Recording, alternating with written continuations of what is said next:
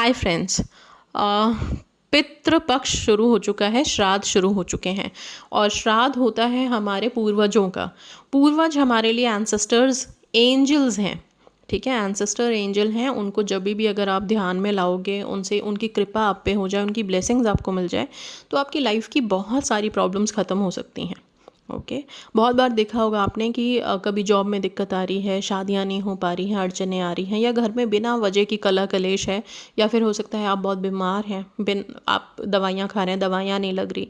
तो इन सब में कभी कभी हमारे जो पूर्वज होते हैं, एंसेस्टर्स होते हैं, उनका हो सकता है मे बी कि वो खुश नहीं हैं, इसलिए आप भी खुश नहीं हो पा रहे हैं, क्योंकि इनकी ब्लेसिंग्स हमें मिलना बहुत ज़रूरी है। तो अभी ये श्राद्ध का टाइम है और बहुत रिक्वेस्ट भी आ रही थी आप लोगों की कमेंट्स में कि आप श्राद्ध है तो कुछ रिचुअल हमें बताइए। तो एंसेस्टर से रिलेटेड रिचुअल मैं आप लोगों को बता रही हूँ जो बहुत इफ़ेक्टिव होने वाला है।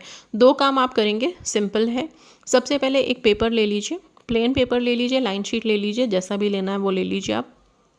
उसको लेके उसके ऊपर आप ब्लू कलर के पेन से अपने जितने भी पूर्वज हैं, आपके जितने भी दादा परदादा नाना नानी जो भी हैं, जो भी लोग आपको याद हैं, उन सब के जो नहीं हैं इस दुनिया में, आई मीन टू से, उन सब के नाम आप एक एक करके लिखेंगे, ठीक है। और हर नाम के आगे एंजल लिखेंगे, ठीक है। ये सब एंजल्स बन चुके हैं, इनको आप एंजल के नाम से डिनोट करते हुए इनका नाम लिखेंगे और आगे एंजल लिखेंगे।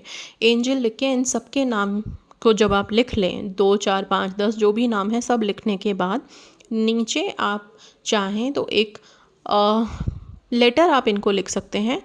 आपकी जो विशेस हैं उसके लिए लिख सकते हैं, नहीं तो सिर्फ इतना कि इनकी ब्लेसिंग्स, इनकी जितनी भी पावर्स हैं, जो पॉजिटिविटी है, वो सारा आप लोगों को मिले, आपकी लाइफ ब्लेस्ड हो जाए, राइट। और इनका साथ, इनका आशीर्वाद हमेशा बना रहे आपके सर पे। तो या तो आशीर्वाद मांगते हुए लिखें, या फिर अगर कोई ऐसी चीज़ है जो आप इनसे जिसकी ब्लेसिंग मांगना चाहते हैं, तो वो भी आप इसमें लेटर में मेंशन कर सकते हैं। प्रेजेंट टेंस में मेंशन करना है या पास्ट टेंस में। लेटर लिख रहे हैं, पूर्वजों को लिख रहे हैं, तो रिक्वेस्ट की तरह लिखेंगे, कोई प्रेजेंट टेंस नहीं, कोई पास्ट टेंस नहीं, ठीक है। बिल्कुल रिक्वेस्ट की तरह उन्हें धन्यवाद दीजिए। अगर आपको लगता है कि कभी लाइफ में आपने अपने पेरेंट्स के साथ, आई मीन टू से पेरेंट्स या जो भी बड़े बुज़ुर्ग जो आपके साथ टाइम स्पेंड कर चुके हैं, और उनको कभी आपने किसी वजह से, ओके, बहुत एक्सेप्शनल केसेस होंगे ये, लेकिन फिर भी अगर कभी कुछ याद है कि आपने कभी उन्हें हर्ट किया, कुछ ऐसा बोला, कभी लड़ गए, कभी बहस हो गई थी, उन सब चीज़ों के लिए प्लीज़ आप इस लेटर में लिखते हुए माफ़ी मांगिए।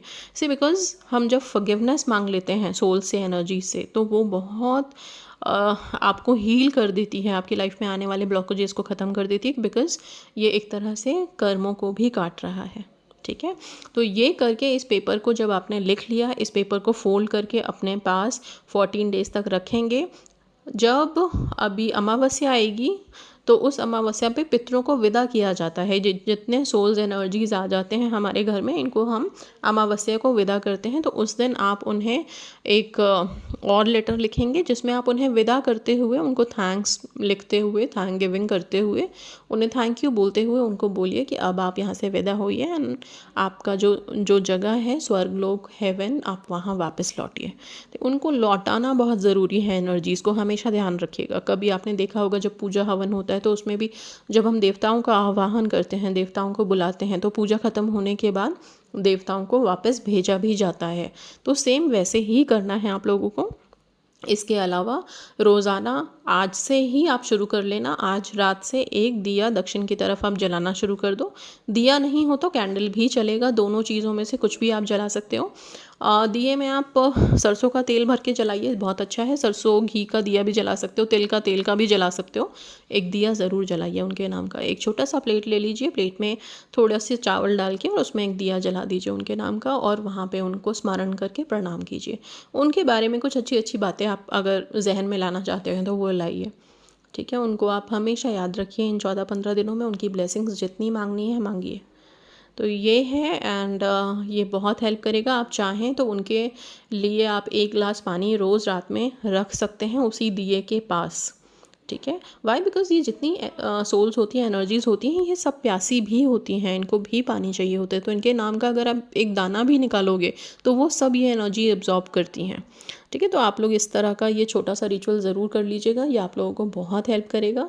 एंड येस 14-15 डेज़ कंटिन्यूस कीजिएगा। So that's all, thank you so much and God bless you all.